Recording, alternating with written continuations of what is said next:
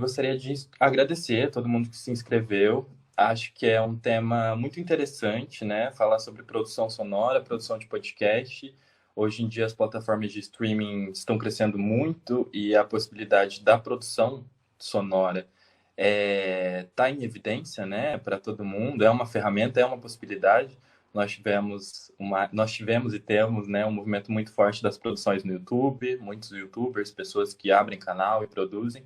E agora também nós temos essa ferramenta, essa possibilidade, que é o podcast, que advém aí do rádio, né? É uma evolução do formato rádio e que agora está nas mãos de todos, né? Se tornou um objeto de produção mais popular. E a nossa perspectiva hoje é trazer um pouquinho do processo de produção de um podcast a partir da nossa experiência enquanto coletivo, produzindo o podcast Conexão Brasil-Portugal. E vamos abordar aqui todas as áreas, né, que incluem e toda a especificidade dentro da produção de um podcast, desde os primeiros pensamentos, do pensamento de formato, passando pela comunicação, passando pela produção sonora e conceito sonoro, por acessibilidade, mapeamento de histórias, enfim, tem muita coisa boa. Boa noite, Kaique, boa noite, Ariel, sejam bem-vindos. Bom, então eu vou começar introduzindo um pouco sobre o que é o coletivo Corpos no Mundo, né? Nós somos um coletivo que nasceu na Universidade Federal Fluminense e hoje está todo mundo aqui, podem inclusive aparecer.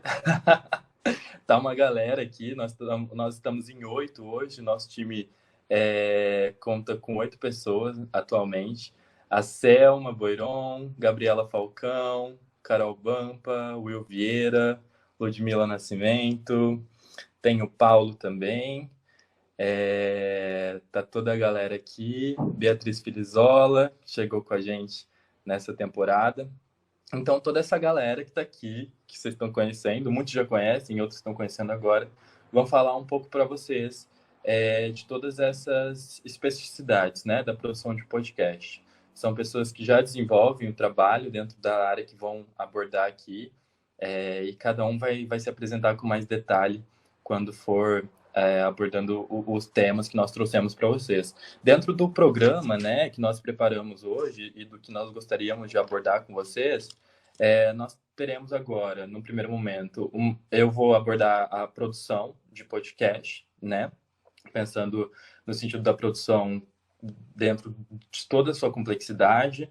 Depois, Carol e Lud vão trazer uma abordagem sobre mapeamento de entrevistados, enfim, relação. No nosso caso, o formato escolhido, ele era o formato de contar histórias de pessoas, então demandava, né, ter essas histórias, chegar até essas pessoas, descobrir nessas narrativas. Então, nós tivemos uma equipe de mapeamento, então nós vamos falar um pouco sobre isso. A Gabriela Falcão vai abordar o roteiro, né, a estruturação de um roteiro para podcast, assim como o audiovisual, enfim, assim como todas as linguagens têm que ter uma estruturação. No podcast não é diferente, é importante ter um roteiro que guie o trabalho, né? A Beatriz Felizola vai falar sobre sonoplastia, sobre gerenciamento de streaming, né, que é muito novo para muita gente, como se dá o trabalho dentro do Spotify, dentro da Deezer, como publica esse material depois que ele foi produzido. Nós teremos a Selma aqui falando sobre técnicas de locução, né, falando sobre esse trabalho da voz, que é um campo muito importante também, né, já que não se conta com imagem e a atenção do público está voltado à escuta, então como colocar essa voz, enfim, as técnicas para elaborar isso de uma melhor forma dentro da produção do podcast. E depois nós viemos com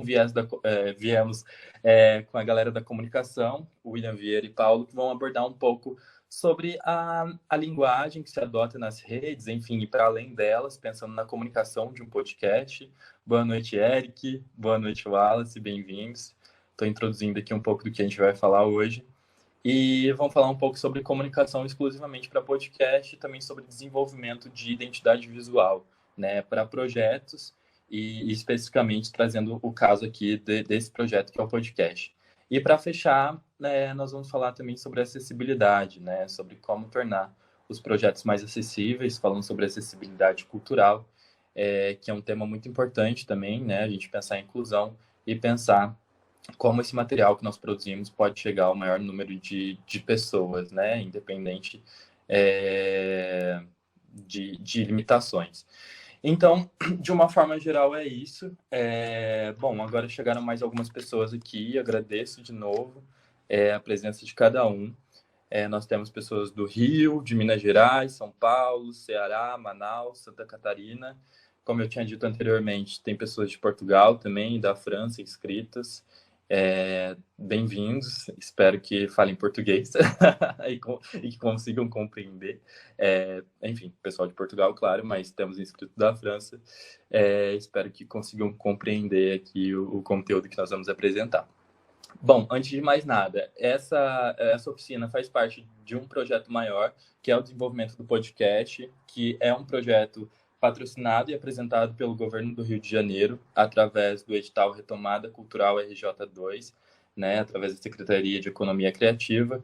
E, enfim, faz parte dessa série de editais que surgiram através da Lei Aldir Blanc e também no pós-pandemia, né, e dentro dessa retomada da cultura que é essencial, né? Esse apoio do Estado, esse apoio governamental é essencial, já que a gente sabe que o setor da cultura sofreu e ainda sofre imensamente com os abalos da pandemia e também com esse desgoverno que nós tivemos no Brasil nos últimos anos e como isso afetou diretamente, pensando no governo federal, né? Como isso afetou diretamente a produção cultural.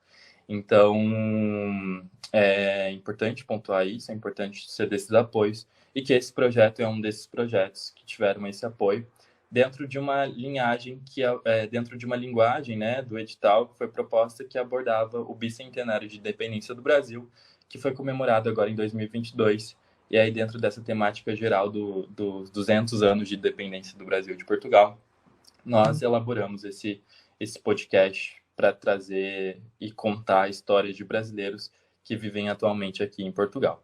Bom, então, antes de mais nada, e para a gente começar e para contextualizar sobre o coletivo, como eu disse, ele nasce na Universidade Federal Fluminense, na cidade de Niterói, lá no Rio de Janeiro, num coletivo de alunos do curso de Produção Cultural, em que a gente começa a se provocar em relação à história das pessoas, né? Como a gente poderia contar histórias de pessoas e abordando temáticas que a gente achava importante de contar naquele momento, dentro de alguma linguagem artística. E foi quando nós desenvolvemos o projeto da exposição, que é a exposição Corpos no Mundo, e aí a cada exposição nós temos um recorte temático, vocês podem ver aí em algumas fotinhas, e geralmente nós trazemos para as galerias, né, e para os museus, peças de roupa espalhadas pelas galerias, acompanhadas de fone de ouvido. E aí, dentro disso, a nossa proposta é que a pessoa chegue na galeria, escolha uma peça de roupa e essa peça vem com uma história junta. E aí a pessoa entra num processo ali de empatia, enfim, um processo de imersão, já que ela tem contato tanto com a história, com a experiência sonora, quanto com a peça de roupa da pessoa que está contando essa história. Então, enfim, é realmente uma experiência de imersão. E foi muito legal, alcançamos muitas pessoas lá em Niterói, passamos por alguns centros culturais, Pascoal Carlos Magno, Centro de Artes da UF, e realmente foi um processo muito interessante. Ali, inclusive, tem a foto de um dos visitantes escrevendo e depois registrando como foi a experiência dele.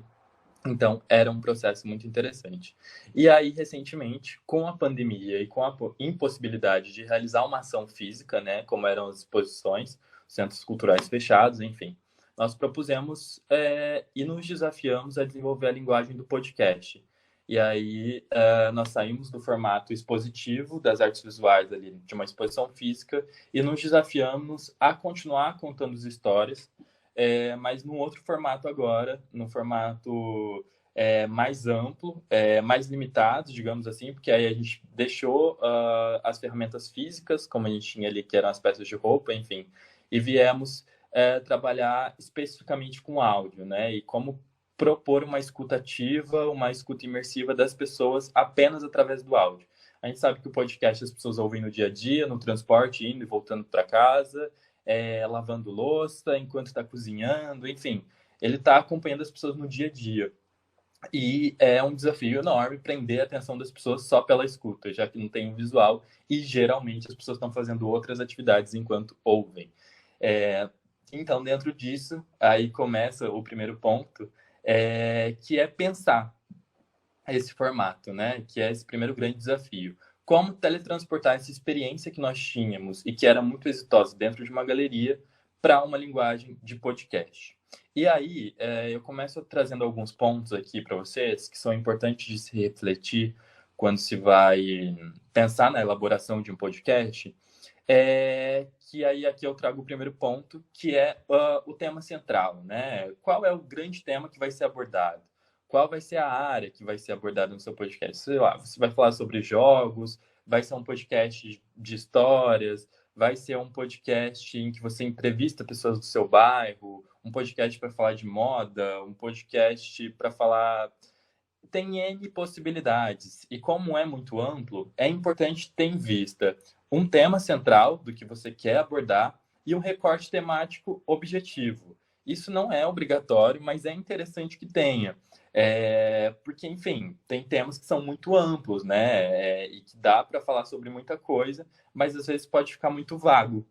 Então, um ponto interessante para se começar a elaborar a ideia e a estrutura de um podcast é pensar num recorte temático para isso. No nosso caso, nós queríamos contar histórias. Bom, podia ser um podcast sobre histórias amplo. E tem muitos podcasts assim, tem o Não Inviabilize, e tem N outros podcasts hoje de muito alcance que contam histórias e não tem um recorte específico temático. Contam histórias sobre diversos temas. E aí, no nosso caso, nós tínhamos o tema central, que era histórias, e resolvemos abordar especificamente histórias de brasileiros que migraram para Portugal e que vivem no país atualmente. Então, esse já foi o primeiro recorte, e a partir daí se desenvolve o resto do trabalho. O outro ponto importante para se pensar a estrutura de um podcast é o formato. Então, tem N formatos também. Tem um formato de entrevista, que pode ser.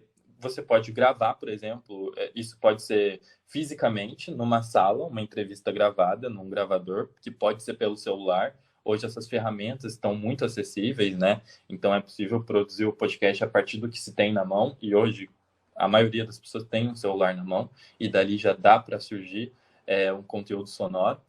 Pode ser uma entrevista numa sala de videochamada em que você grava e depois coloca uma abertura, coloca a entrevista e aí você já tem ali um formato de podcast. Isso é um formato. Tem o formato narrativo e aí nós, por exemplo, adotamos um mix disso, mas o formato narrativo não necessariamente vai ter voz de outras pessoas, vai ter um locutor central em que ele narra o conteúdo do podcast, que aí pode ser contando histórias também, mas pode ser um conteúdo jornalístico, inclusive. Tem muitos podcasts que trazem um conteúdo jornalístico, mas de uma forma mais narrativa, uma única pessoa falando.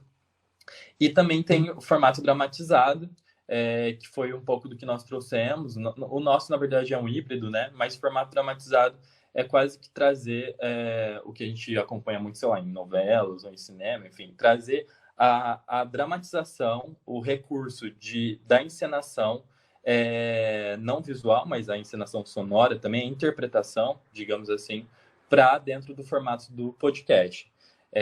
No nosso caso, nós temos um mix em que nós temos um teor narrativo, nós estamos narrando histórias, são histórias reais, então conto também com entrevista dessas pessoas, mas ao mesmo tempo nós optamos por um formato em que não era a própria pessoa contando a história dela, eram atores que interpretavam as histórias que foram coletadas anteriormente. Então, era o formato, e esse é o formato que nós adotamos, né? Um formato de entrevistar anteriormente as pessoas, recolher as suas histórias, a partir disso fazer um trabalho de roteiro em cima disso, e aí tem um ator que vai lá, um ator, uma atriz, enfim, e que faz essa interpretação. Então, o nosso processo especificamente funciona assim, mas eu quis trazer aqui as outras possibilidades. A questão da duração é muito importante também, entender quanto tempo vai durar cada episódio e também entender a periodicidade dos episódios. Se você vai ter a viabilidade de lançar um episódio por semana, ou se vão precisar ser a cada 15 dias você lança um episódio, ou de mês em mês. Isso é importante porque é importante ter uma continuidade nessas plataformas, porque conforme o público vai conhecendo o trabalho, ele vai demandando mais conteúdo, ao mesmo tempo de que ele vai revisitar conteúdos anteriores. Então, a continuidade é um ponto importante, e aí é preciso entender, né, qual é a periodicidade e qual é a duração desses episódios que você vai produzir. Em relação à visibilidade, é justamente entender e compreender esses aspectos, né, a continuidade aqui que eu tinha posto também. E tem as referências, que é muito interessante fazer esse estudo anteriormente nas plataformas de streaming e entender quais são os podcasts que estão naquela linha que você está pensando em abordar.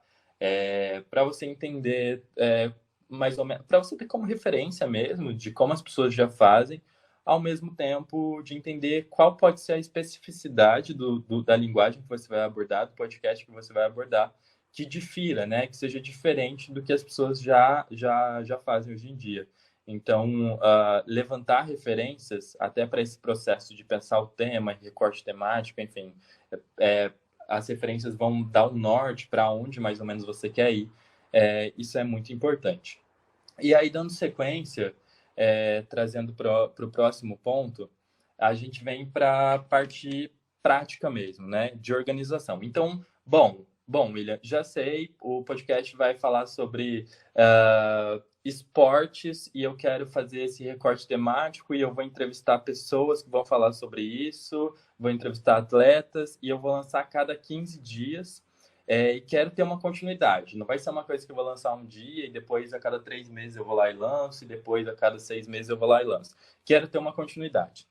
Então, para conseguir chegar nesse ponto de lançar o primeiro episódio, até o primeiro episódio ser lançado, e aí aqui eu trago, lógico, numa visão de uma coisa que está começando e que você já tem uma previsibilidade. Tem gente que vai lá e faz e lança, e no meio do caminho vai consertando, e vai amarrando e vai se organizando.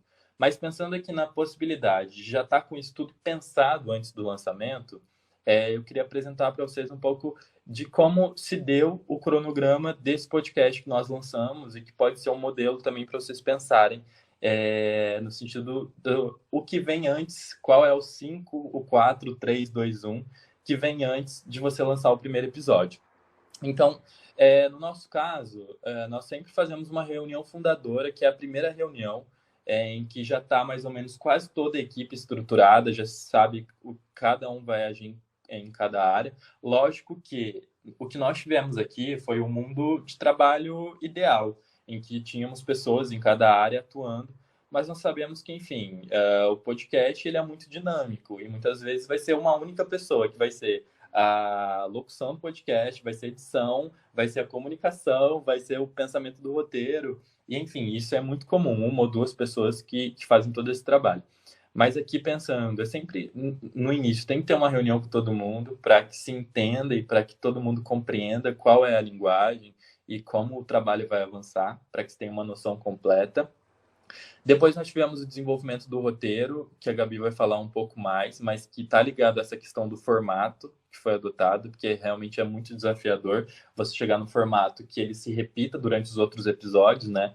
Porque também uma coisa que tem que ter atenção é isso, é começar ter uma linguagem mesmo, porque você pode, sei lá, lançar um episódio que seja de uma forma no primeiro e no segundo você pode lançar, por exemplo, você lança um episódio que tem 2 entrevistados ou é você sozinho falando por 10 minutos e você segue uma linha de raciocínio, sei lá, você já começa contando uma história, faz o desfecho e no final faz uma conclusão. Aí no outro, você faz um que dura o dobro do tempo e aí começa falando uma história, emenda em outra, aí insere outra história e conta ela inteira e depois volta. Enfim, isso tira uma continuidade do conteúdo, né? Quando as pessoas pensam em consumir um conteúdo do podcast, em princípio, elas pensam numa continuidade, né?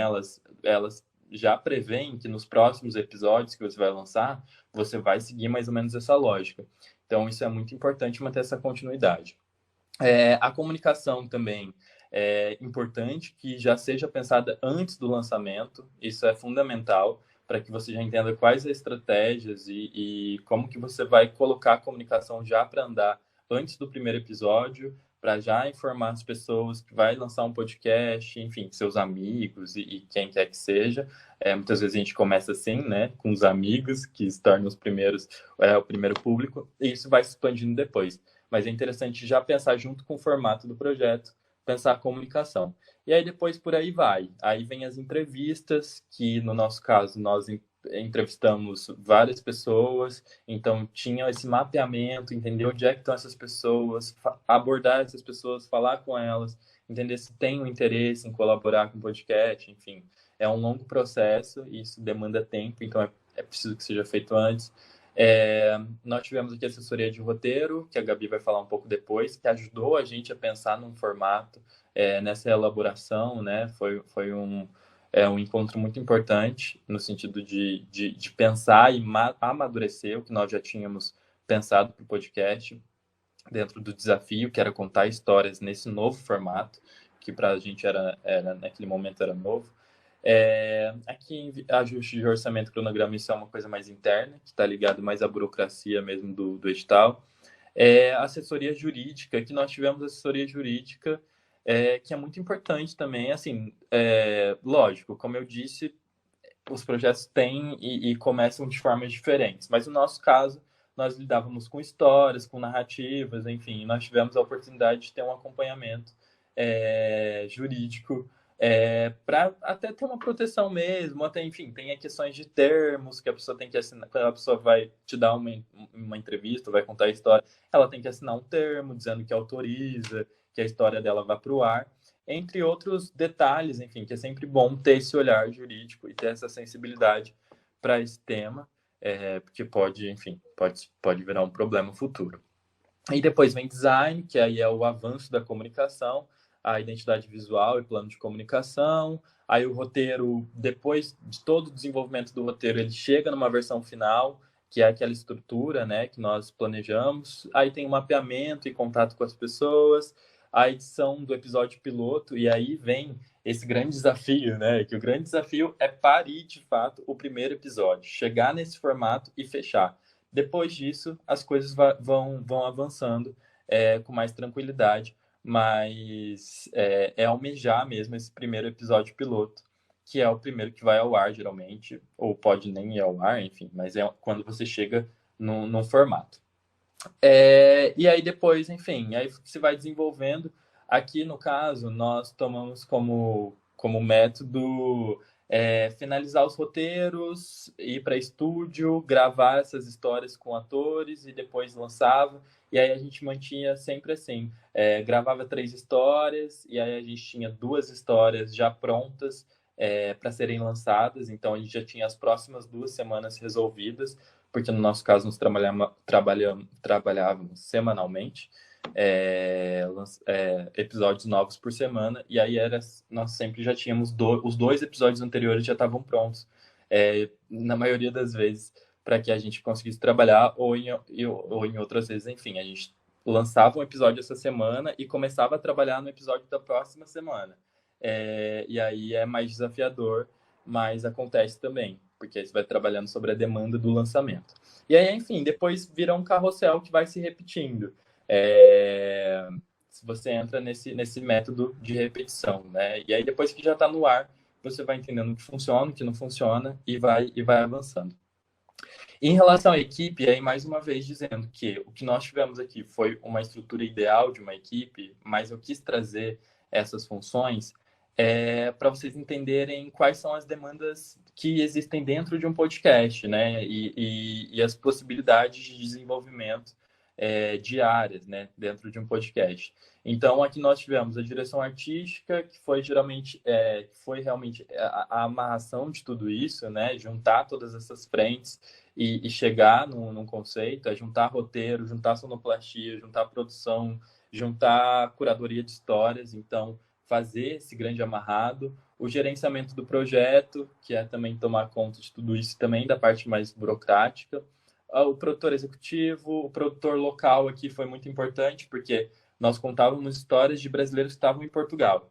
Então, era importante que tivesse alguém em Portugal também nessa frente, ajudando. Então, nós tivemos produtores trabalhando no Rio e produtores trabalhando em Portugal. o que foi muito interessante, porque o nosso tema trabalhado eram histórias de pessoas que estavam em Portugal. Então, era importante ter alguém que estivesse no país para fazer esse desenvolvimento. Então, roteirista, já falei sobre essa frente de trabalho, assistente financeiro, pesquisador, que ajuda nesse mapeamento das histórias, sonoplasta, que é o desenvolvimento do som, transcrição do áudio em Libras, a gente vai abordar um pouco no final, questão da acessibilidade, pós-produção de vídeo, programador visual, aqui é a galera da comunicação, né, gerenciamento de mídias, assessoria de comunicação, toda essa frente que depois vai promover esse conteúdo, né, que foi produzido, entre o estúdio de gravação.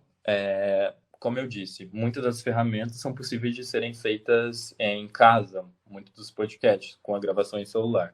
Mas aqui a gente teve essa possibilidade também de ter um estúdio em que dava para gravar com uma melhor qualidade. O gerenciamento das plataformas de streaming, assessoria contábil, assessoria jurídica, que eu já falei para vocês também, e a consultoria de roteiro, que ajuda no sentido de fechar um formato, né? Não fechar, porque o fechamento depois se dá internamente entre a equipe do podcast, mas ajuda e apresenta alguns caminhos possíveis para se seguir. Bom, e aí agora a gente vai entrar em cada uma dessas áreas que eu tinha abordado especificamente, junto com a Carol Bampa e com a Ludmila Nascimento. A gente vai começar abordando, então, como se dá o mapeamento, né, dessas histórias, e como se chega até essas pessoas. Carol, segue daí. E, gente, muito obrigado pela presença de todos mais uma vez. O chat está aberto para perguntas, então, quem tiver pergunta durante a transmissão, pode ir fazendo, que nós estamos acompanhando, e no final nós respondemos, tá bem? Então, Carol, tá contigo. Olá, pessoal, boa noite a todos. Eu sou a Carol Bampa, eu sou produtora cultural, já trabalho com produção cultural há muitos anos, há mais de 15 anos, e vivo em Portugal desde 2017. Eu conheço o Will de quando vivia no Brasil, e foi assim que nos conectamos nesse projeto. Veio muito a calhar, né, Will? E aí eu vou contar agora um pouco como é que foi o processo de mapeamento, porque meu papel no projeto foi como produtora local e eu fui responsável pelo mapeamento das histórias. Então, vamos lá. Bom, primeiro para falar do contexto da imigração em Portugal, né? Eu vim aqui para cá em 2017, que foi o início dessa nova onda imigratória de brasileiros para Portugal, né? Desde que a economia no Brasil parou de avançar, né, crescer, mais pessoas começaram a olhar para Portugal, que estava num momento assim de boom, né, da economia, tanto da economia turística quanto dos serviços, e a população aqui, como é muito envelhecida, existe uma demanda de trabalho muito grande. Isso é muito atrativo para as pessoas que imigram para Portugal, né, que pensam em migrar para Portugal, não só brasileiros, mas de várias partes do mundo. Só que o Brasil, obviamente, né, tanto pela afinidade ter a mesma língua e ser também um país que foi colônia, né? Então, a maior parte dos imigrantes são brasileiros mesmo, né? Então, agora, nesses últimos anos, teve mesmo um boom da imigração de brasileiros para Portugal. E isso é muito rico, né? Para esse projeto, principalmente, né? É um caldeirão de histórias de pessoas, né? Que vêm de todos os estados brasileiros para Portugal, né? Então, tá dado esse contexto, né? É muito interessante. Aqui tem uns recortes, olha, que a imigração bateu recordes e tudo mais, né? E então eu estava com essa missão de mapear as histórias, né? E assim, a gente tinha o desafio de encontrar 12 histórias. Dentro desse monte de gente, Só 12 histórias também é desafiador, né? Colocar esse recorte assim de 12 histórias, fazer essa curadoria é bastante desafiador. E assim, aqui se a gente observar as pessoas que foram entrevistadas, a maioria é da região norte. Isso se deve ao fato de eu viver na região norte, né? Então, acho que isso influenciou também. O Will também vive na região norte. Então, assim, eu acho que isso influenciou também, porque nós tínhamos contato mais com pessoas daqui, né?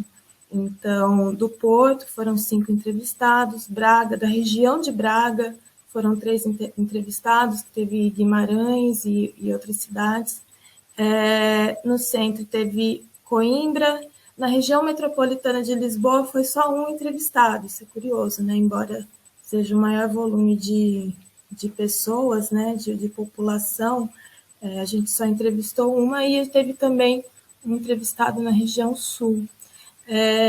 Mas, assim, por mais que a maioria das pessoas tenha sido do norte, foi legal que a gente conseguiu abranger pessoas de norte a sul, né? Isso também foi muito importante. Aqui, para contextualizar, o que baseou o mapeamento da minha parte foi que eu já trabalho com produção cultural aqui já há alguns anos, né? E eu tinha esse trabalho de pesquisa que eu já tinha feito um mapeamento através de um projeto meu, de uma ideia, eu soltei uma pesquisa nas redes sociais para as pessoas, para os brasileiros que trabalham com cultura em Portugal, ou que trabalhavam com cultura e no Brasil e estão em Portugal, eu queria conhecer essas pessoas, então eu fiz essa pesquisa, né? Soltei essa pesquisa nas redes sociais e eu tive um retorno muito bacana, assim, muitas pessoas responderam. E o mais interessante é que a maioria das pessoas que trabalhavam com cultura no Brasil não estavam trabalhando com cultura em Portugal, porque não conseguiam, né? Então, basicamente trabalhavam em restauração, hotéis, fábricas, enfim, estavam trabalhando em outras áreas, mas não estavam conseguindo ter a sua profissão principal como na área da cultura, né? Então, tinha esse banco de dados muito rico de pessoas e ele foi base para o meu mapeamento, né? Então, aqui só para colocar os tópicos aqui, colocar na ordem dos tópicos que eu coloquei aqui, a gente buscou priorizar a diversidade de gênero, cor e região do Brasil. Isso também é importante salientar, porque isso foi uma preocupação nossa desde o início. Nós não pesquisamos histórias aleatórias, assim, né? A gente teve esse cuidado também de ter uma diversidade em todas as características das pessoas, né? E acho que a gente conseguiu contemplar muito bem isso aí também. As pessoas abordadas tinham alguma afinidade, do qual era o ponto de partida para as conversas iniciais, porque, assim, como eu disse, essa pesquisa que eu fiz tinha essa questão de estar falando do trabalhador da cultura, que tinha vontade de trabalhar com a cultura, então isso foi já um ponto de partida para eu fazer o primeiro contato com as pessoas, né?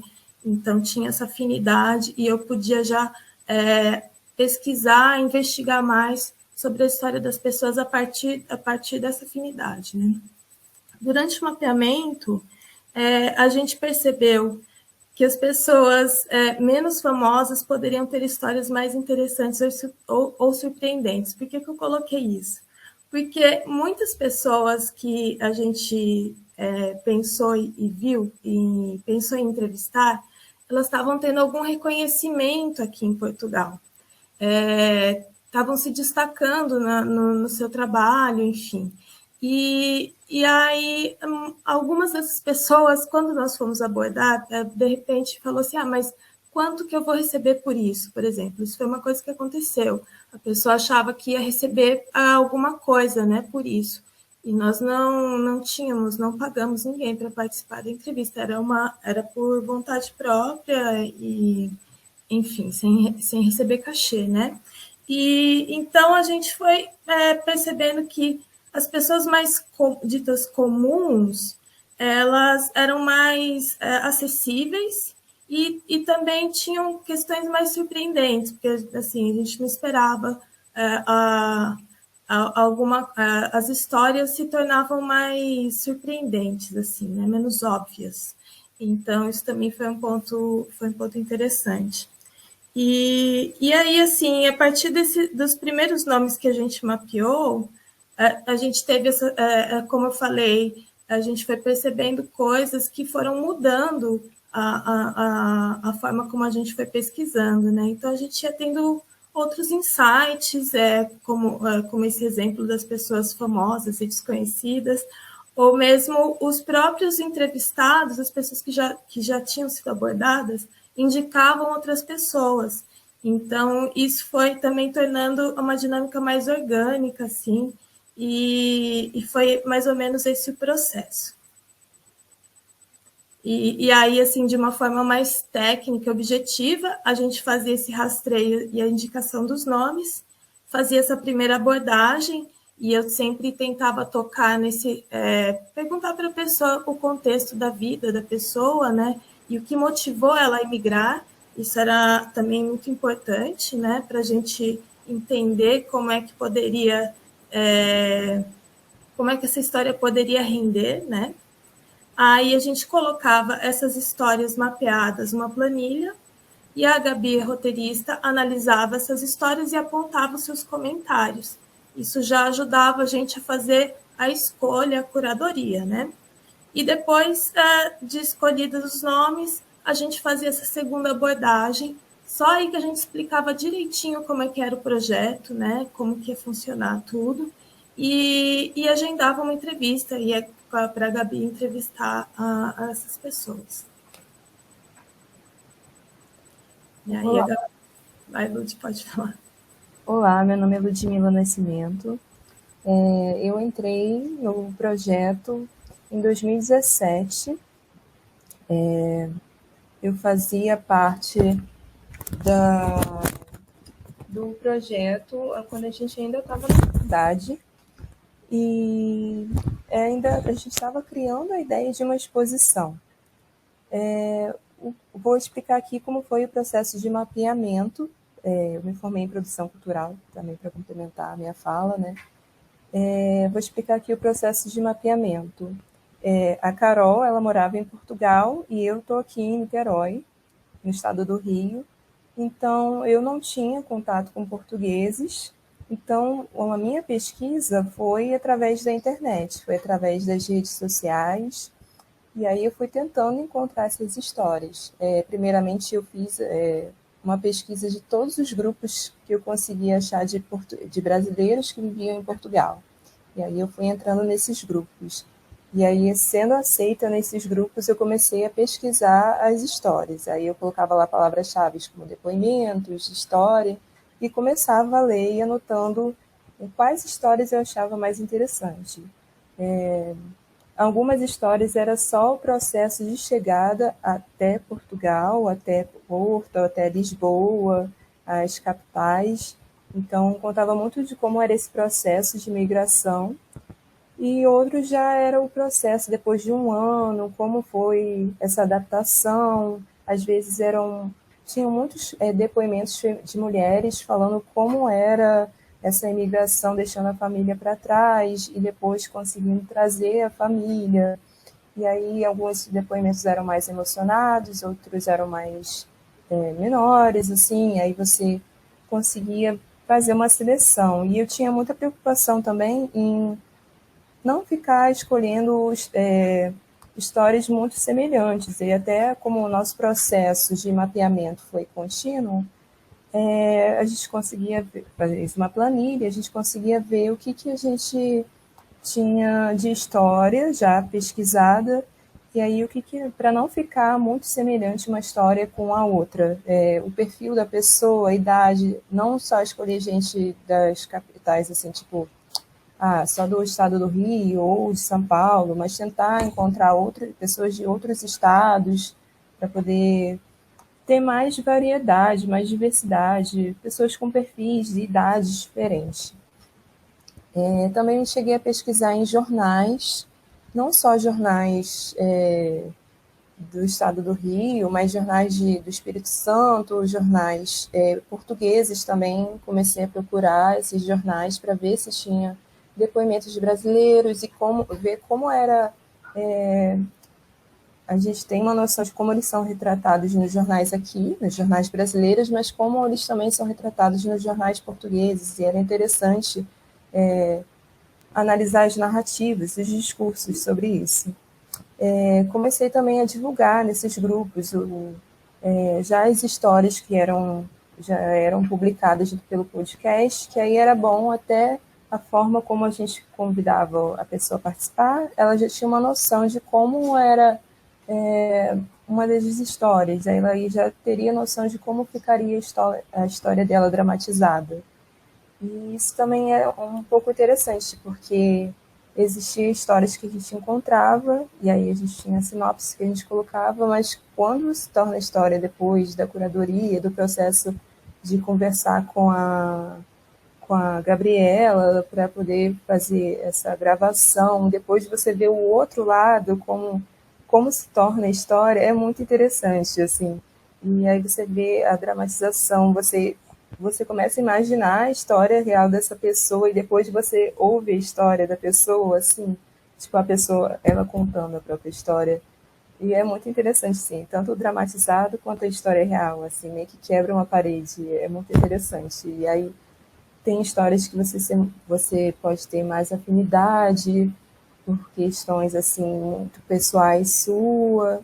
Então, eu ia fazendo o processo, ia escutando as histórias e ia me apaixonando pelo podcast. Não sei se isso foi um pouco com os outros integrantes, mas comigo foi.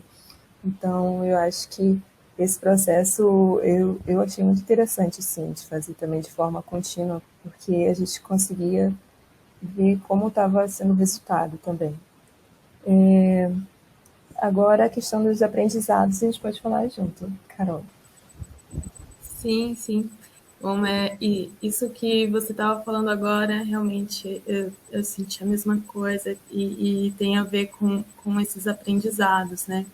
Que é muito interessante esse exercício de ouvir, né? Porque eu, como profissional, produtora cultural, eu estou sempre no papel de falar, de propor, de convencer, de fazer acontecer. E agora esse trabalho foi diferente, porque eu buscava as pessoas para ouvi-las. Então eu só instigava, né?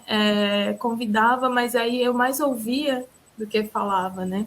Então isso foi muito rico, foi muito rico, e eu acho que tem a ver também com a questão dessa consciência da alteridade, você perceber o outro, né? Porque a gente também, quando vai fazer uma curadoria de histórias, a gente tem muito do nosso pré-julgamento, né? Eu acho que vai ser uma história mais interessante assim, eu acho que uma pessoa assado vai ser melhor, vamos propor isso, isso e isso. Só que quando a gente vai descobrindo, conversando com as pessoas, quebra muito desses preconceitos que a gente tem, né? A gente está Então, em bolhas, assim, essa impressão que dá, que você vai descobrindo novos universos, assim, coisas que você nunca parou para pensar, assim. É muito interessante. Cada região que, tipo, daqui do Brasil e a região que vai para Portugal, e aí você vê, tipo, eles passando pelas coisas, e aí você vai estudando, vai aprendendo com eles, assim.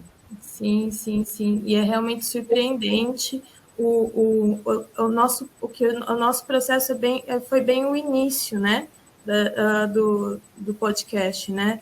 E depois você vê depois o resultado disso, ainda mais que foi um podcast que contou histórias de uma forma dramatizada. Então é muito interessante ver todo esse processo, essa transformação, né? E o quanto que as pessoas se emocionavam ao ouvir as suas histórias, porque elas não estavam se ouvindo, elas estavam ouvindo alguém interpretando elas. Então, esse feedback também foi muito rico. Eu gostei muito, para mim foi muito, muito rico participar desse projeto nesse sentido. Agora é para o roteiro. Agora é a Gabi.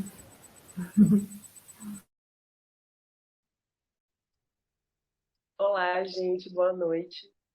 Meu nome é Gabriela Falcão, eu sou produtora cultural e roteirista.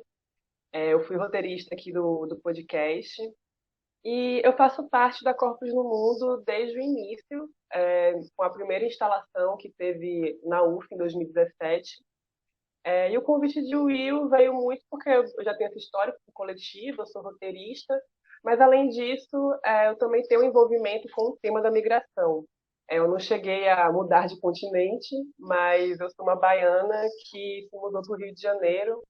A minha pesquisa de monografia foi desse tema, eu entrevistei baianos, então eu já tinha um pouco desse repertório, e então eu parti para esse novo projeto, né? E aí, os formatos, né, em relação das instalações ao podcast mudou muito, porque quando a gente fazia as instalações, não tinha alguém narrando as histórias da pessoa, né, ou então interpretando. Era a própria pessoa que contava a sua história, só que, enfim, o roteiro meio que nascia na gravação. Então a pessoa chegava com alguma coisa já pronta, a gente ia ali, né, durante a gravação entendendo, né, tipo, tenta não ler tanto, tenta, enfim, contar essa história de uma maneira um pouco mais informal. Então, enfim, o roteiro ia nascendo ali. Só que a gente acabava perdendo muito das histórias, porque apesar de ter uma parte positiva, né, que é a força da própria pessoa contando a sua história, tem também o lado negativo, porque muitas pessoas têm uma história muito interessante, mas não são boas contadoras de história. Então, a gente pensou muito sobre isso na hora de construir o formato do podcast. A gente ficou pensando, primeiramente, se ia ter um narrador, numa coisa assim meio não inviabilize, né, que tem a Deia narrando as histórias. A gente ficou pensando se talvez tentar a pessoa contando a sua própria história, mas aí também tinha problemas de produção, porque a gente ia ter que ficar rodando. A gente não, né? Que a equipe do Rio não, mas a equipe de Portugal teria que ficar rodando Portugal inteira para gravar as pessoas, né? Então, ou então, tipo, muitas vezes a pessoa não tem um equipamento bom em casa. Enfim, teve essas várias questões. E aí a gente foi tendo várias reuniões assim de equipe para ir discutindo o formato do roteiro. E aí eu elaborei uma proposta e a partir disso a gente teve a consultoria com Flávia Vieira, que contribuiu assim imensamente com o projeto, que a gente discutiu a estrutura, a importância de perguntas que singularizem o entrevistado, né? Porque nas instalações a gente sempre tinha assim um tema, só que as histórias eram muito diferentes, assim. Por exemplo, a gente fez uma exposição ali no Centro de Arte da UF, que o recorte era corpos dissidentes. Só que aí tinha uma história de um cara negro que falava do racismo na universidade, tinha a história de uma pessoa trans, tinha a história de uma mulher gorda falando do dia a dia dela. Então, eram histórias muito diferentes. Agora, nesse caso, por mais que estejam histórias diferentes, tem um tema que é muito comum, que é da migração. Então, sempre vai ter isso. Estava aqui no Brasil, enfim, minha vida era essa, fui ficando incomodado com isso, aquilo, quis mudar para Portugal. E aí passa por várias questões de Portugal. Então, eram histórias que, apesar de muito diferentes, também eram muito parecidas. Então, as entrevistas e o roteiro tinha que pensar também, tá, eu tenho que buscar a diferença, eu tenho que buscar o que é de cada história. Então, foi uma coisa que também Flávia trouxe isso muito. A gente também discutiu a questão do anonimato, porque a gente não imaginava que a maior parte das pessoas ia querer manter o nome. Na verdade, isso foi uma grande questão para a gente lá atrás, só que acabou que só uma pessoa quis o anonimato, que era uma história um pouco mais delicada, que envolvia a mãe dela também. Mas, enfim, a gente foi discutindo isso, e aí também ficamos pensando se não poderia, talvez, colocar a própria pessoa, se um narrador seria interessante ou não. E aí, enfim, a gente teve essa consultoria, que foi muito boa, e depois a gente voltou a discutir internamente como é que seria essa proposta, né, do roteiro. E aí a gente chegou no formato, né, que passa por um processo, né, e aí como eu também fui diretora nesse projeto, né, diretora dos atores, o processo era mais ou menos assim, né, tinha um mapeamento feito por Carol e Lude, essa curadoria que também pensava na diversidade, né, das histórias, Aí tinha essa entrevista, e depois da entrevista, né, ainda tinha que encontrar ali, tá, a pessoa falou esse tanto de coisa, mas qual é a história, né? Qual vai ser o recorte? Qual vai ser o fio condutor? E aí, a partir disso, fazer a decupagem, que eu acho que é a parte mais difícil para roteirista aqui, que é de fato entender o que é que vai entrar e o que não vai entrar nas histórias, porque muita coisa interessante não entrou, mas também não tinha como entrar, né? E aí, depois disso, a elaboração do roteiro, que se tornou um monólogo, né? E depois partir para os atores que vão interpretar essa história, né? E aí, eu trouxe aqui também um trechinho do primeiro roteiro, para a gente analisar aqui um pouquinho a estrutura, né? O título, né, primeiramente, sempre tem um objeto, né? E aí, qual foi a justificativa desse título, né? Porque a gente não queria perder completamente a identidade com o projeto original, que era da instalação, que tinham peças de roupa e cada peça de roupa tinha ali um fone de ouvido que o visitante colocava e ouvia aquela história. E aí a gente pensou, tá, né, a instalação era aquela coisa muito material, e como trazer uma materialidade para o sonoro, né, para o podcast. E aí a gente foi discutindo e chegou nesse título, né, que seria sempre assim, a gente sempre pedia para os entrevistados trazerem algum objeto que tivesse sido importante na jornada de imigração, ou que talvez tivesse sido importante, que lembrasse o Brasil, ou que talvez ancorasse em Portugal. Então, e aí também ao longo da história a gente trazia o porquê que estava esse título, né? A gente trazia, né, a história ali daquele objeto, que seria uma espécie de amuleto para aquela pessoa. Então, enfim, o título surgiu a partir daí. E aí depois vem aqui um trecho de impacto, né, que é tirado da própria história. Então, depois de escrever o roteiro todo, eu buscava algum trecho que, enfim, tinha que ser uma mistura de resumo daquela história, é, enfim, que resumisse aquele conteúdo dali, mas que também instigasse a pessoa a querer ouvir a história toda, né? Então, tá, beleza. Tem enfim, tipo, tem esse trecho aqui, mas deixa eu ouvir tudo. Eu quero entender por que aconteceu, né? E aí isso aqui foi muito bom, porque né, a Renata, que é a entrevistada dessa história, ela estava ali falando do avião que ela pegou com Fernanda Lima e Rodrigo Hilbert. E aí a pessoa fica assim, mas como assim? Por que Fernanda e Rodrigo entraram aqui? E aí, lá no final, ela vai explicando por que isso, né? E aí, enfim, aí tem a vinheta e depois começa a história.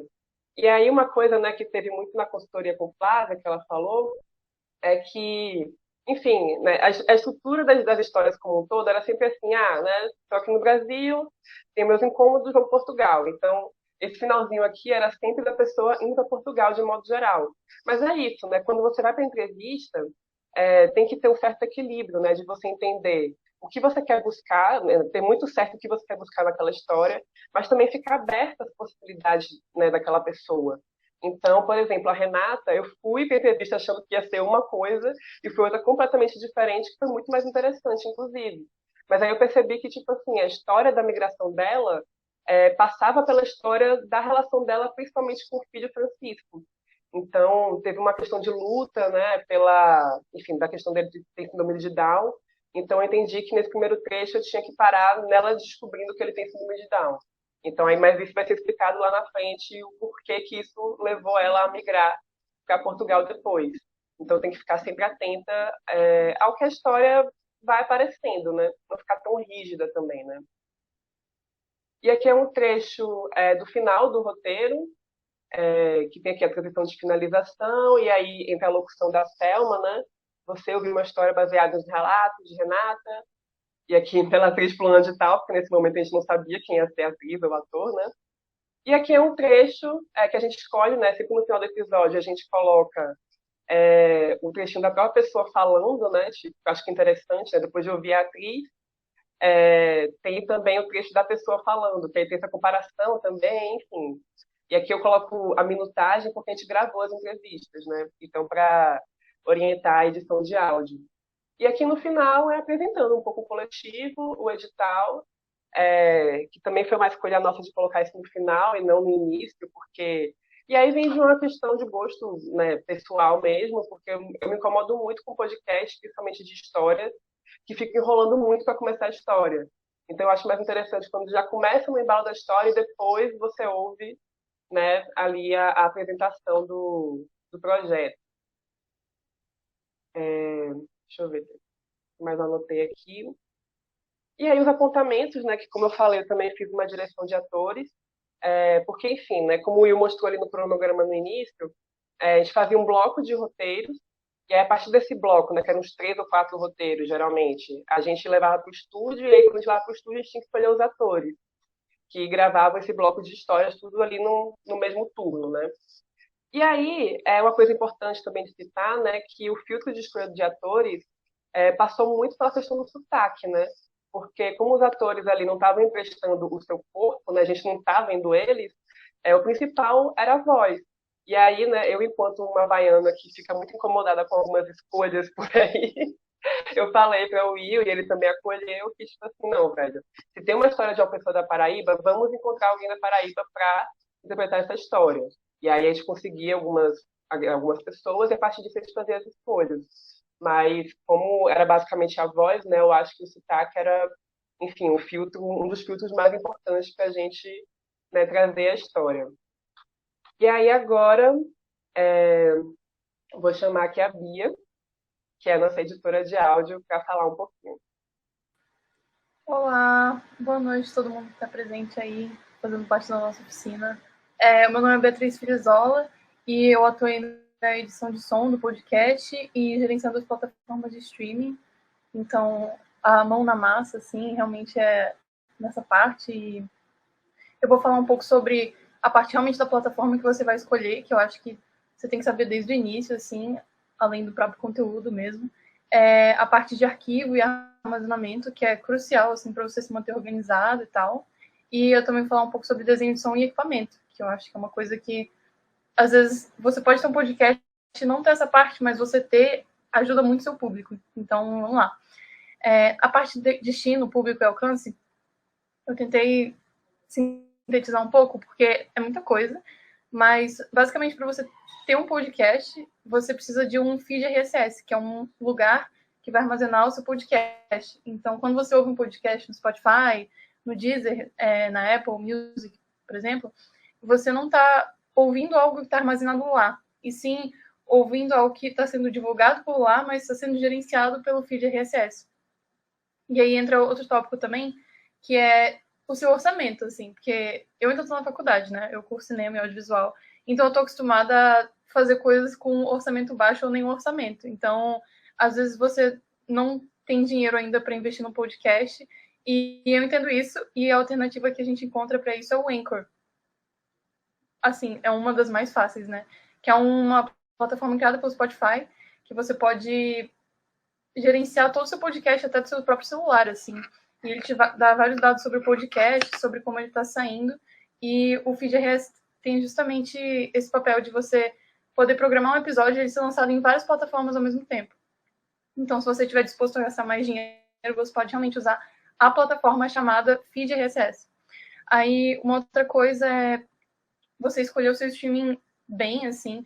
Então, às vezes, o público que você quer atingir, ele não é muito usuário de Apple, por exemplo, ou então o público inteiro você sabe que usa Spotify, sabe? Então, às vezes, você tem que escolher as suas lutas, assim, e realmente investir naquele, porque por mais que você tenha um feed RSS, você vai ter que pensar em como aquilo vai estar em cada plataforma. Aí, outra coisa também é que o Anchor, justamente por ser de graça, ele acaba que te limita ao formato de MP3, que, para quem não trabalha com som, é basicamente um formato um pouco pior do que o WAV, porque ele é mais leve. Então, se você quer um podcast assim com uma super qualidade e tal, talvez não seja a melhor escolha. E você talvez tenha que partir para o WAV. Aí, a parte de arquivo e armazenamento.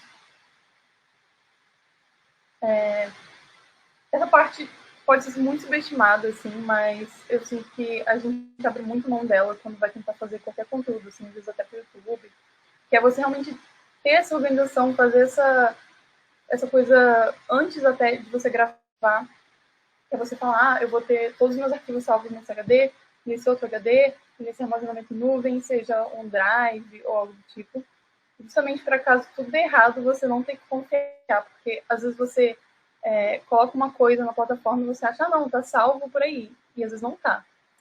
E aí tem essa coisa que eu falei, né, do WAV e do MP3.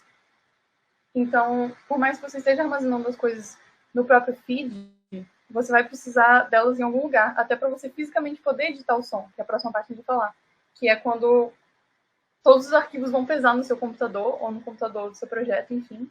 E talvez você fique um pouco assustado com tanta informação, mas quanto mais bem organizado, melhor. Então, se você, às vezes, depende do tipo do seu podcast. No caso do nosso, por ser roteirizado, a gente tinha mais de um take das coisas. Então, você anotar na hora que está gravando, esse take ficou melhor, mas a parte tal não ficou tão boa. E aí você poder anteceder os problemas, porque sempre vão surgir obstáculos, então é melhor você já ir se preparando para eles, assim. Aí agora para a parte de desenho de som, que é um pouco mais subjetiva, assim, mas que é muito importante. Uma coisa que a Gabi tinha falado, e que é verdade, é que tem temas que acabam aparecendo mais de uma vez, assim, no podcast. E a partir do momento que você vai identificando eles, ou até a própria vinheta, você consegue ir criando uma identidade, você vai contando uma história. Então, se você conseguir, assim, mexer com trilha, até compor também, vale a pena. Mas você pode usar outros sons de arquivo para meio que pintar esse quadro, sabe, com esse som. E uma coisa que a gente aprendeu no podcast é que, às vezes, menos é mais. Então, o silêncio conta muito, assim, quando você está construindo seu podcast. Mas, ao mesmo tempo, você colocar uma música realmente determina o clima daquela informação que está sendo dita. E é bem importante. E aí eu trouxe aqui alguns exemplos. Tem um site de trilha sonora que você não tem problema de copyright, que é outro quesito muito importante. E tem um para você compor trilha sonora e alguns sites que tem som de arquivo. Então, às vezes, você quer colocar um som de passo, assim, quando é sobre a jornada de alguém para algum lugar ou algo assim. E realmente foi um aspecto do podcast que a gente realmente quis trazer para a época das instalações. Por mais que eu não tivesse ainda no projeto, né? Uma coisa que eu conversei muito com o Will da gente buscar, que é essa coisa mais artística, assim, essa coisa que realmente dialogue com o roteiro para contar uma história. Então, você não esquecer que seu podcast, além de palavras, é som. Então, você pode contar a sua história dessa forma.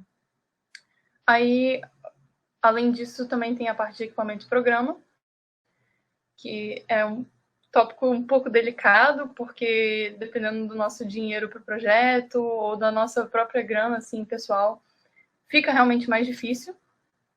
Mas eu trouxe opções, assim, para quem está com um orçamento muito alto e sem nenhum orçamento, que é programas para você editar, de fato, seu podcast. Então, assim, é bem raro você gravar um podcast de cabo a rabo uma vez e ele está pronto. Então, se você quiser poder polir mais ele, você pode usar o Audition, o Pro Tools ou o Ableton, que eles são feitos, assim, para filme, e para podcast, e para música.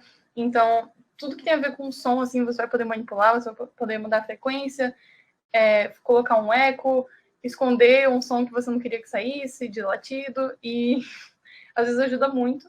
Mas quando a gente não tem esses recursos, eu recomendo o Audacity, que ele é aberto, assim, então você pode baixar em qualquer computador e tal, é de graça. E porque nele, por ser muito conhecido, tem vários tutoriais sobre ele na internet, então é bem acessível, assim como o próprio Anchor, assim. E outra coisa também é o Soundtrap, que eu tinha citado antes, que por mais que você possa usar ele para música, ele também é da plataforma do Spotify, você pode usar ele para podcast. Quando você abre ali o estúdio, dentro do seu navegador ele fala, você vai fazer uma música, você vai editar um podcast. E aí, na parte de sistema, de computador e equipamento, eu só daria a dica de você realmente saber quem vai escutar aquilo. Então, se você acha que as pessoas vão escutar aquilo num fone de ouvido de R$15, você tem que editar e ouvir depois num fone de R$15, sabe? Porque a gente não pode se dar o luxo de usar um super computador e um super sistema, sendo que a gente quer alcançar um público maior, às vezes, e que é muito heterogêneo também. E, assim, se você olhar até dentro da sua própria casa, provavelmente as outras pessoas que talvez morem com você usam fones diferentes, caixas de som diferentes, e isso afeta muito a capacidade de escutar, assim. Às vezes uma coisa que acontecia no nosso podcast era eu editava num fone, e aí depois eu ouvia em outro, e aí eu mandava e ouviam mais coisas, e eu tinha que pegar de novo. Então, uma dica é você ter um headphone de qualidade melhor, assim. Não necessariamente caro, então tem que dar uma pesquisada. Ou caixa de som, justamente para você saber o que você está revelando, sabe? Às vezes você deixa uma coisa passar e é bom sempre alguém revisar aquilo a fim de você saber o que você está dando para o público, assim. Aí, acho que eram mais essas partes, assim, eu tive que dar um panorama geral, mas é uma coisa muito livre, assim, eu diria que das áreas do próprio cinema, assim, ou das mídias, é uma das coisas mais intuitivas. Então, às vezes, você não sabe muita coisa sobre, grava e vai aprendendo, assim. Você pode fazer com o seu celular, você pode fazer com o seu computador. E é isso, eu acho que realmente uma mídia muito acessível hoje em dia. E a última coisa que eu comentar é sobre as plataformas, que uma coisa que eu tinha mencionado é sobre a periodicidade e a duração dos episódios, né? É muito importante você ter essa noção. Ah, vai ser semanal, vai ser quinzenal, vai ser uma vez por mês. Porque as pessoas vão sabendo o que esperar, entendeu? Às vezes você, digamos, o exemplo que tinha citado mais cedo. Você começa o seu podcast com um piloto que tem 3 pessoas conversando por 1h30 e o segundo episódio é uma pessoa falando por 10 minutos, sabe? Mas a pessoa que escutou o primeiro está procurando outro parecido com aquele. Então, você realmente explicar para a sua audiência, tá, às vezes eu não vou fazer um episódio igual ao outro, mas daqui a 2 semanas eu faço. Então, realmente você ter esse fluxo e as pessoas saberem o que você vai trazer. Então, é uma coisa que foi se construindo com o tempo até, porque no início talvez as pessoas não entendam sobre o que seu podcast é, por mais que seja explícito e tal, mas com o tempo elas vão entendendo. Então, outra parte importante é você, na hora de colocar nas plataformas, colocar a categoria em que se encaixa. Então, no nosso caso, que é, dependendo do lugar, né? Às vezes no Deezer você tem que colocar, sei lá, relacionamento, no Spotify você coloca drama, esse tipo de coisa, para você realmente saber quem você está chamando com o seu público. Então, você escolher um bom nome para o episódio também, que nem tinha citado. O nosso próprio, a galera do design, que fez um super trabalho nesse sentido. Então, ao todo, você realmente amarrar todo o conteúdo junto. Porque nem sempre você tem uma equipe grande como a nossa. Às vezes você está fazendo sozinho ou com mais uma pessoa. E é importante você saber o essencial de cada passo, para também não perder tempo, assim, tentando fazer tudo e acabando não conseguindo fazer tudo da forma que você queria. Então, eu acho que essa parte é mais essa, assim. Olá, boa noite a todos. Meu nome é Selma Boiron, vou fazer uma rápida audiodescrição minha. Eu sou uma coroa de cabelo curtinho, grisalho, uso óculos e estou falando com vocês segurando o microfone do meu fone de ouvido do telefone, que, aliás, não contem para ninguém, eu uso eventualmente para fazer gravações profissionais. Eu sou locutora há 40 anos, trabalhei fazendo locução em rádio durante 30 anos, inclusive em Portugal, e sou produtora cultural desde 2020. Eu fui chamada para esse projeto, na verdade, para somar com a Carol e a Lude na prospecção das histórias e no mapeamento delas. Inclusive, no primeiro episódio, é uma história que eu tive a honra de captar. Adorei isso. E como eu sou locutora, não podia deixar faltar, né, uma participação de voz minha no trabalho. Eu adorei quando o Will me chamou para fazer a assinatura, a locução de assinatura dos podcasts. Todo mundo aqui já falou sobre assinatura visual, a Bia acabou de falar sobre a identidade auditiva. Você manter sempre a mesma locução para fazer a abertura e encerramento do podcast, ou seja, fazer a assinatura do projeto, é muito importante. E é importante você pensar nisso que a Bia acabou de falar. Quem é que vai te ouvir? No nosso caso, como era um público muito amplo, tanto no Brasil quanto em Portugal, gente de todas as idades, de todas as regiões, todas as origens, a locução deveria ser clara, não muito rápida, não muito datada, lenta, para que todos me entendessem. Agora, como fazer uma boa locução? Eu listei aqui alguns tópicos que eu acho muito importantes. Primeiro, tenha uma boa noite de sono antes de gravar sua locução, porque você pode estar sentindo fome, sede, você até consegue disfarçar, mas sono, a sua voz vai entregar que você está sem dormir, e aí não tem jeito. Hidrate-se, beba bastante líquido, de preferência água, né? Que é o melhor deles para limpar as pregas vocais. Outra coisa importante na hora de gravar sua locução é a postura que você vai ter. Importantíssimo.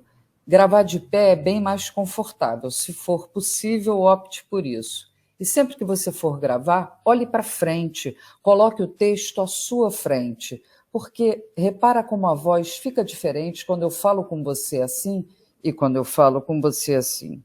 Sem querer, você aperta a garganta e a voz não sai igual.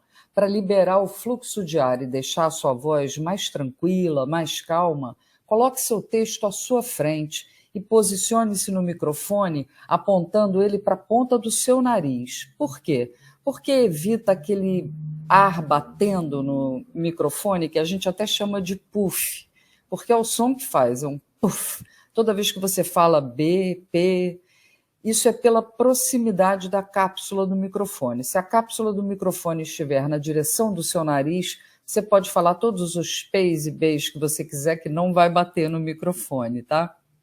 Bom, de novo, a importância da assinatura do projeto é você delimitar a cara que ele vai ter. Eu me preocupei em não fazer uma voz muito séria, muito carrancuda, mas ao mesmo tempo não ser uma coisa que aparentasse desleixo. Aquilo ali é a introdução da história de alguém, é muito importante. Então a gente precisa usar isso na voz, mostrar essa importância na voz. Não importa se seu podcast for profissional ou amador, se você dispuser de uma equipe grande, ou até se você resolver gravar na sua casa, usando o microfone do fone de ouvido, trancado dentro de um armário que é para melhorar a acústica, ok, faça bem feito. Agora, acho que o pulo do gato, se ninguém nunca te disse isso, eu estou entregando aqui e é real. Use sempre roteiro, por mais que você queira aparecer, mas eu quero uma coisa informal, ainda que você queira conversar informalmente, tenha o roteiro, ele é sua âncora, ele é sua segurança. Não quer dizer que você tenha que necessariamente segui-lo ipsis literis, não. Ele vai te dar liberdade até para improvisar, até para fugir dele. É necessário que você tenha um roteiro e é necessário que você esteja familiarizado com o assunto sobre o qual você vai falar.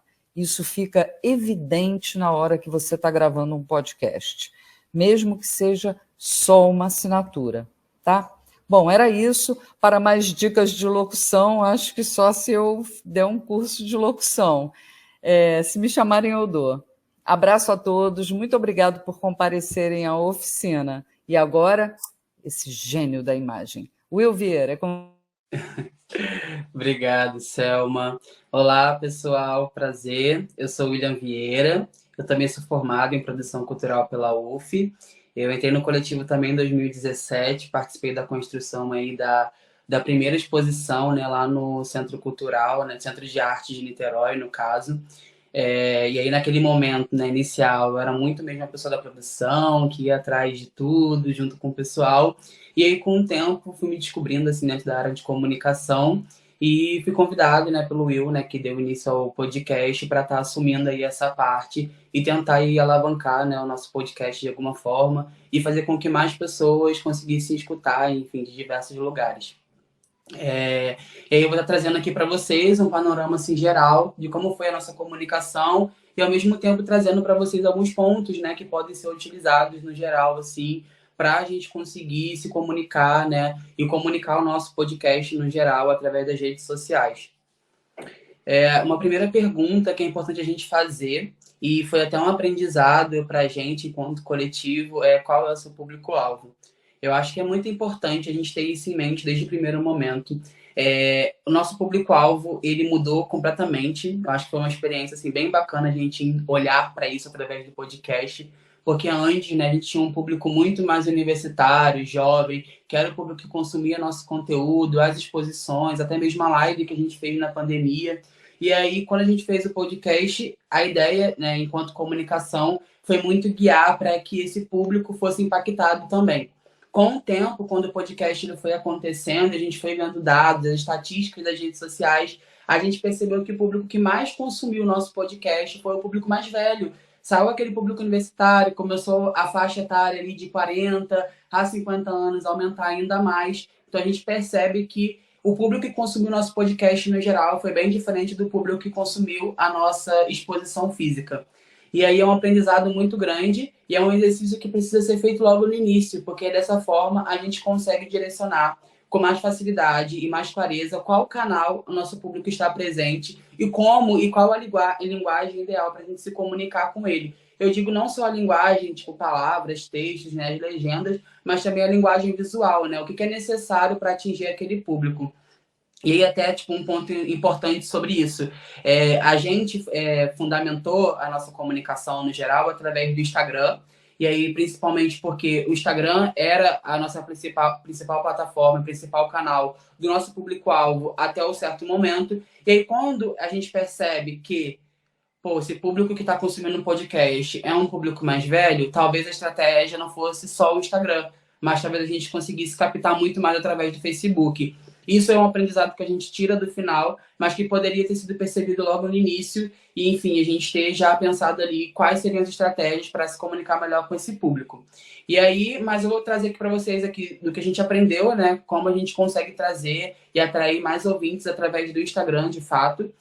O Instagram ele é uma ferramenta muito potente no geral. Acaba que, por mais que nosso público no geral que consumiu nosso conteúdo foi um público mais velho, mas a gente conseguiu trazer bons resultados. Na verdade, a gente trouxe um alcance muito grande. A gente conseguiu alcançar mais de 18 mil pessoas somente com o nosso Instagram. Então, captando ouvintes, com as pessoas entendendo um pouquinho sobre podcast, se conectando com trechos das histórias. Então, a gente teve um alcance muito grande, porque a gente sabe que hoje o Instagram é a maior rede social. Independente do teu público-alvo, da tua persona, enfim, o Instagram ele vai ser uma ferramenta que vai te apoiar no geral e você precisa explorar ela.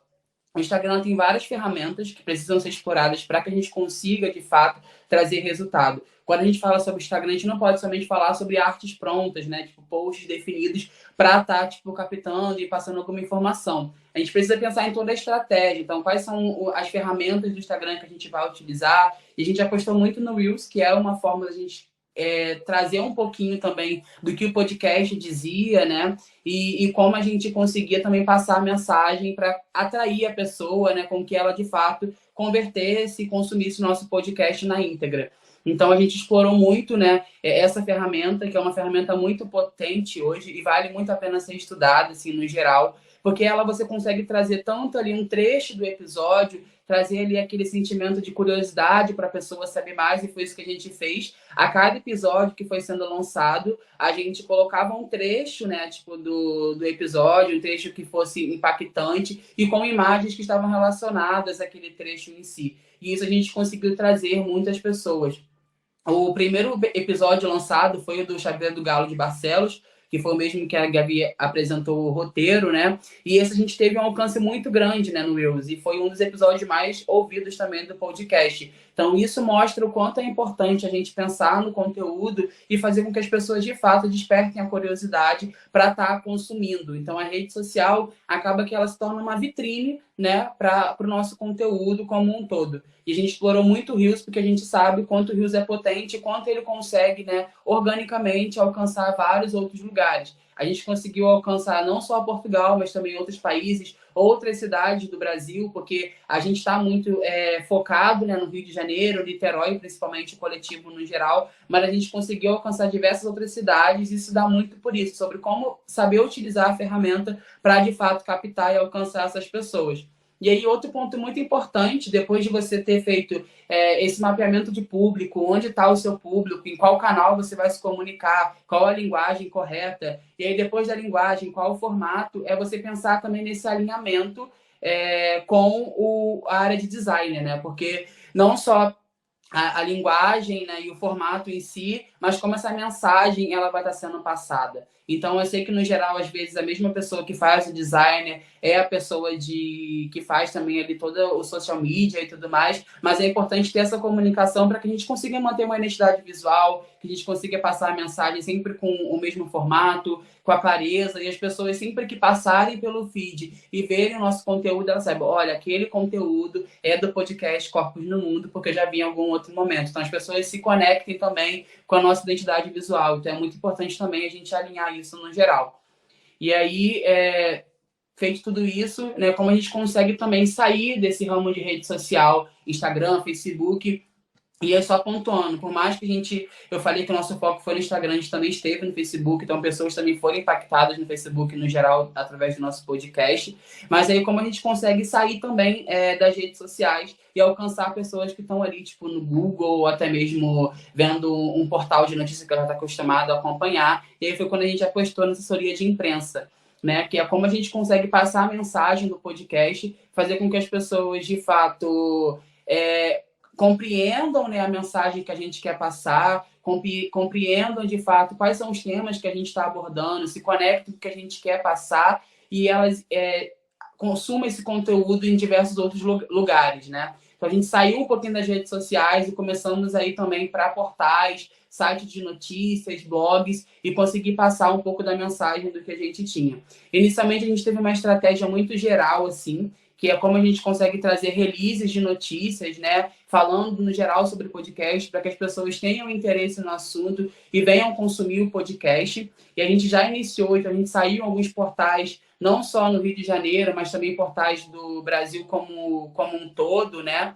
E, enfim, no geral foi bem bacana a gente ver esse retorno inicial. E agora a gente está com uma estratégia de como a gente consegue alcançar também pessoas que estão localizadas nos lugares que foram tratados dos episódios. Então, a gente tem episódios de pessoas que eram da Paraíba, pessoas que eram do Rio Grande do Sul, São Paulo, Minas Gerais, e dessa forma a gente conseguiu também gerar, né, produzir releases que estão sendo disparados também de forma mais estratégica e alcançando esses lugares especialmente. Então, acaba que a gente começou a produzir esses episódios, esses releases, no caso, para serem disparados agora esse ano. Então, a gente continua com a comunicação, né, para tentar expandir o alcance e vai ser disparado agora para outros lugares. Então, a gente tem releases focados na Paraíba, releases focados no Rio Grande do Sul e tudo mais. E a ideia é que a gente consiga cada vez mais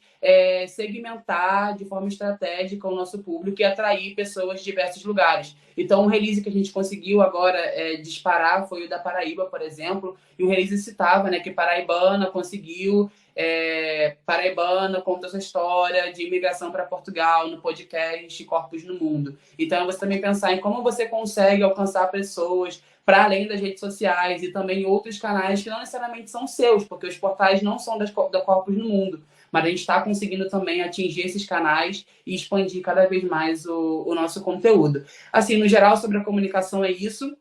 E o ponto muito importante que eu vou reforçar agora, até para dar abertura para o Paulo, é como você consegue pensar na identidade visual como um todo, para que a gente consiga marcar o nosso papel e a nossa imagem no geral. E aí, começa aí, Paulo.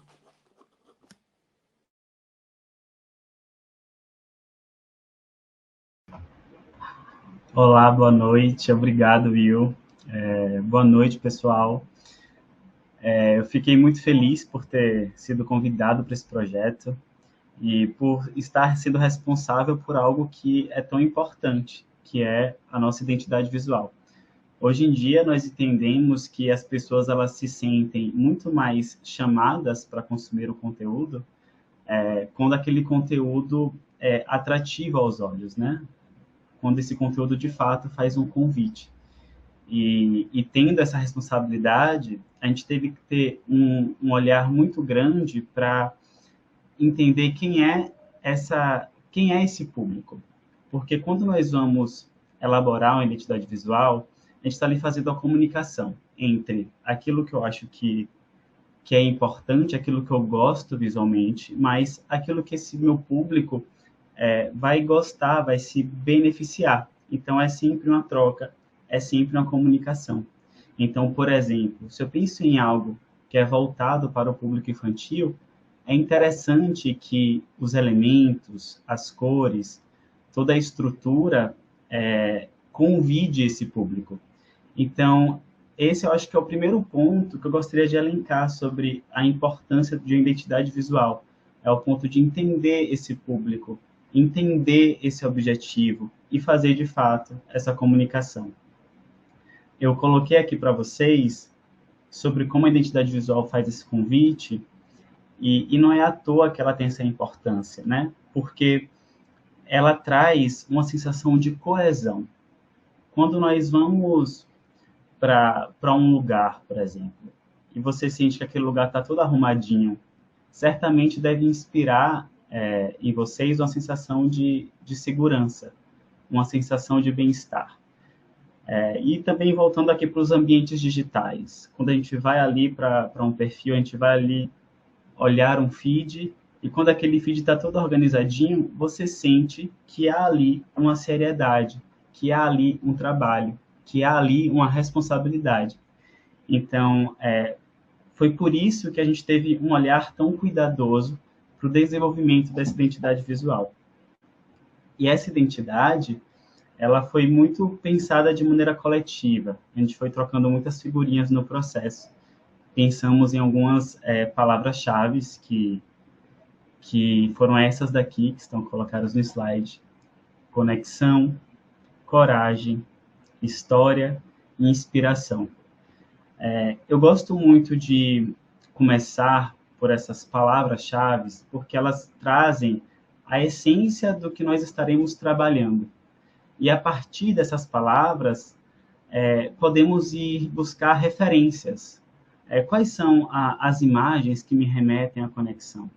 Quais são as cores que me remetem à história ou à inspiração? Então, essa aqui é uma sugestão para quem quiser começar a pensar sobre a identidade visual de algum projeto. Quais são as palavras que me surgem quando eu penso nesse projeto? Quais são as palavras que me surgem quando eu estou conectado com o objetivo desse projeto? Dando continuidade, a gente pensou também o que foi guiando o nosso processo. O que faz parte do tripé é a cor. E o modo como a gente foi construindo isso foi da seguinte forma. Pensando em Brasil, pensando em Portugal, qual é a interseção entre eles no que tange a bandeira, no que tange esse símbolo visual, e foi o verde. Só que quando a gente ia para o verde, íamos experimentar algumas paletas, ficava parecendo muito time. Eu falei, estamos fazendo um podcast, que as pessoas vão contar histórias pessoais, coisas íntimas, para inspirar empatia. A gente não quer algo que remeta a um time de futebol. Então, o verde, ele foi um primeiro ponto que nos conduziu a esse tom mais oceano, mais próximo do turquesa, mais próximo do azul. Quando a gente chega nesse tom, a gente buscou cores complementares, cores que alinhassem bem com esse tom. Então, eu sei que é engraçado quando a gente parte de uma ideia e quando a gente vê um resultado que pode parecer tão distante, mas é assim que funciona o processo. A gente tem uma ideia geral, a gente tem uma inspiração e a gente permite que essa inspiração nos conduza para outros lugares. A gente não pode ficar fixado em uma ideia, porque quem está fixado em uma ideia, muitas vezes pode impedir que a criatividade flua, pode impedir que outras alternativas e outras oportunidades surjam. Então, fiz questão de colocar aqui para vocês que, a partir do verde, que é em comum entre as bandeiras, a gente chegou nessa paleta que compôs toda a nossa identidade visual. Pensando também em outra parte desse tripé, que é a tipografia, ou seja, a escolha dessas fontes, chegamos nessas daqui. Eu escolhi 3, e eu sempre recomendo que esse seja o número máximo. O ideal é 2, que aí não corre risco de ter erro. Então, uma fonte display, ou seja, uma fonte mais estilizada. Uma fonte que a gente pode utilizar em alguns momentos bem específicos, com textos menores. Então, por exemplo, essa fonte está presente na nossa marca, na nossa chamada, né? O Corpos no Mundo. Então, ela não vai estar presente em todos os textos, ou em textos longos, porque senão ela comprometeria a legibilidade. E o design e o visual, ele está sempre a serviço da função. Não adianta algo super bonito, mas que não está exercendo nenhuma função, que não está comunicando com as pessoas. Lembrem do que eu falei no início, a identidade visual, ela pede que haja comunicação. Então, elas têm que servir à comunicação. Então, esse é o meu primeiro conselho no que tange a tipografia, que aquela fonte mais estilizada, ela seja utilizada de maneira bem restrita mesmo. É um título, é uma chamada, e sempre preocupado com a legibilidade. Em seguida, nós escolhemos uma fonte principal, sempre pensando no critério da legibilidade e se as pessoas elas vão conseguir ler com clareza, se elas vão conseguir entender com calma. Pensem que nas redes sociais são muitas imagens, são muitas informações. Estamos competindo com muita gente. Então, se a gente coloca um conteúdo que a pessoa vai ter que se esforçar para entender, a gente não está a serviço dela, a gente não está a serviço da comunicação. Então, como eu disse aqui, essa fonte ela tem que facilitar a vida da pessoa. E essa fonte principal a gente vai utilizar em textos maiores, é o que de fato a pessoa vai estar ali mais consumindo.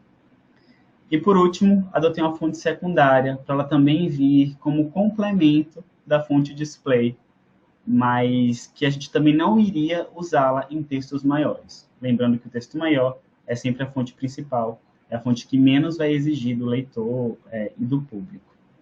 Então, como conselho, 2 fontes, 3 no máximo, e a fonte display em alguns momentos, e a fonte principal que facilite a vida do leitor. Partindo aqui para os elementos, a fim de ter uma identidade visual, a gente tem que eleger quais são os elementos, qual é a estrutura que mais se fará presente.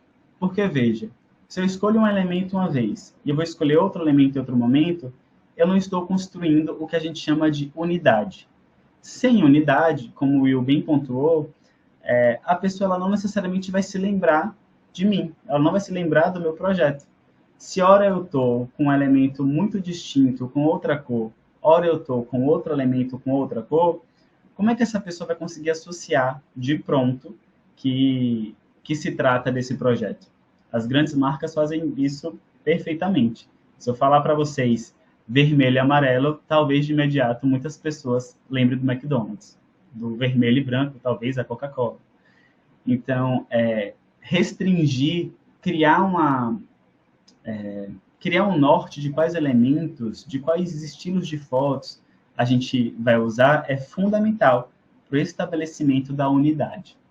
Então, aqui nos elementos, nós pensamos em utilizar formas fluidas, formas orgânicas, que se comunicam com esse caráter relacional, né? O fluido, a água, ela remete à sensibilidade, que é o que a gente queria trazer, evocar das pessoas. Quando a gente pensa em empatia, quando a gente pensa em conexão, de alguma maneira a gente está ali falando de sensibilidade, certo? Então, como eu disse, a gente foi guiado por aquelas palavras lá atrás, e são essas palavras que irão nos guiar na hora da gente escolher os demais elementos. Então, pensamos aqui em formas fluidas, orgânicas, pensamos também em adotar os chatzinhos como símbolo de fala, como símbolo de conversa, e esses chats eles se repetiram. Utilizamos também a antiga logo da Corpus, então a gente incorporou essa antiga logo.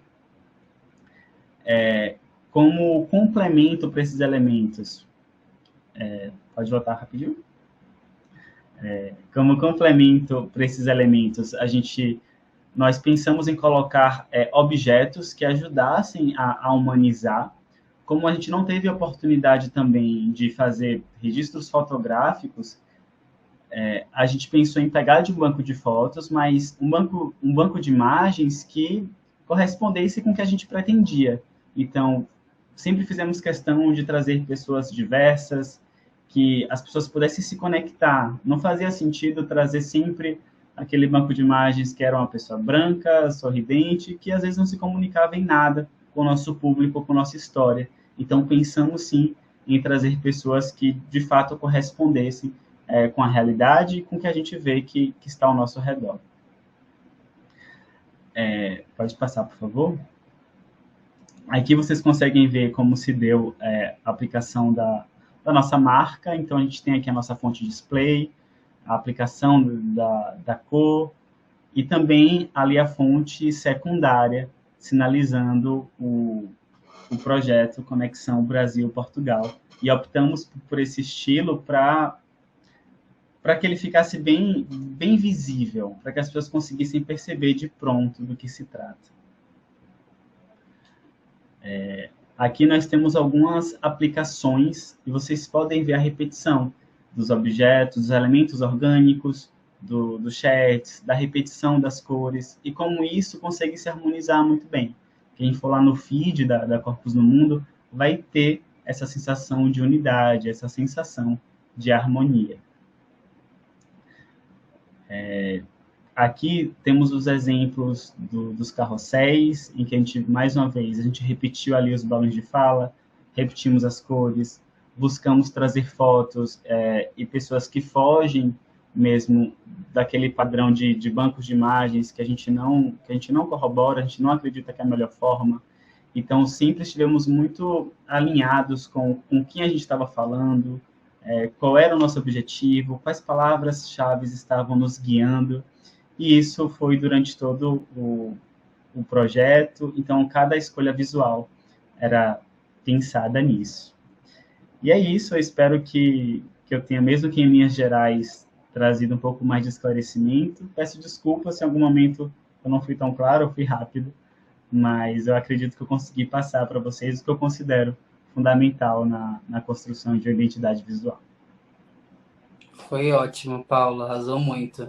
Mas aí só complementando aqui, tipo, é importante a gente dar uma olhada assim bem geral sobre isso, é que tudo isso foi sendo construído, né? No primeiro momento a gente definiu ali, como o Paulo bem trouxe, tipo, alguns elementos, alguns pontos que são importantes e que iam guiar, né, a nossa comunicação no geral, mas a gente foi construindo isso também muito, tipo, com o tempo. Então, como a gente foi percebendo também a receptividade das pessoas no geral, então os feedbacks foram sendo constantes para que a gente conseguisse, de fato, trazer uma mensagem que fosse clara, conversasse de fato e trouxesse a mensagem que a gente quer passar. E tudo isso foi sendo adaptável com o tempo. E só foi importante, só deu certo, na verdade, graças à comunicação dentro da área de comunicação. Então, a gente precisa ter em mente que a comunicação, a clareza também entre a gente tem que ser muito importante para que as coisas realmente aconteçam. Então, os pontos, tem muita coisa que passa despercebido. Então, nesse processo também de criação, é importante estar sempre tendo uma pessoa que vai estar ali fazendo a revisão, um comenta com o outro, um ponto no Instagram, então, tipo, olha, vou fazer um teste aqui, vi que dessa forma não fica legal postar, porque por mais que a gente tenha, né, construído ali toda essa proposta inicial, às vezes a aplicação no geral, tanto no feed quanto no story, ela não fica tão legal. Então é bacana a gente ter essa comunicação e esse olhar atento para pensar sempre que preciso olhar para o feed, preciso olhar para a construção disso como um todo. Esse meu post agora, como ele vai conversar com o próximo post, vai ficar uma coisa bagunçada, vai gerar talvez uma confusão. Então, é importante sempre estar olhando para isso assim no geral e manter essa comunicação alinhada, né? Então, eu, por exemplo, fiquei responsável por fazer toda essa construção, né, do conteúdo. E Paulo consegui trazer a mensagem para isso de forma clara. Então, como a gente consegue também unir um pouco do que eu quero? Às vezes, o que a pessoa de social media quer é muito para o design. O design vai estar ali apto para falar, tipo, olha, isso não é possível, mas dá para fazer dessa forma. Então, é importante ter essa comunicação super alinhada. E óbvio que o primeiro momento vai ser muito mais trabalhoso, porque é um momento, de fato, de construção do zero, só que depois as coisas elas vão caminhando com mais facilidade, com mais clareza, as coisas acontecem em mais rapidez. Então, é importante sempre manter essa comunicação alinhada, porque chega um momento que vira uma fórmula, e as coisas só acontecem naturalmente, mas só acontece, de fato, a gente manter a comunicação alinhada.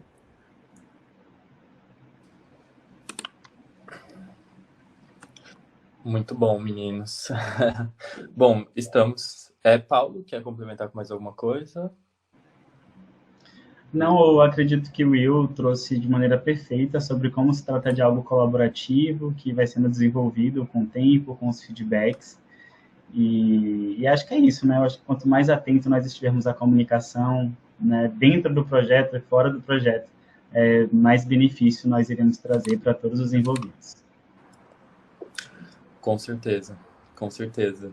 E voaram muito na comunicação. Bom, pessoal, nós já estamos nos encaminhando aqui para o final. Esse vai ser o último tópico, então quem tiver alguma pergunta e quiser jogar aí no chat, a gente vai abrir esse momento no final. E agora, para finalizar essa oficina, que realmente são termos gerais, né? Nós não conseguimos ter um aprofundamento tão grande, mas ao mesmo tempo muito rico, né? São muitas informações dentro de todos esses pontos. E aí, para finalizar, nós trouxemos o tópico da acessibilidade, que é sempre uma preocupação desde o começo do coletivo e do projeto, enquanto era uma exposição e agora enquanto podcast. Nós sempre pensamos em como tornar a nossa proposta, a nossa atividade cultural acessível para o maior número de pessoas, né? Tirar as limitações, tirar as capacitações das nossas propostas. Então, eu trouxe aqui para vocês algumas ferramentas que são possíveis de aplicar.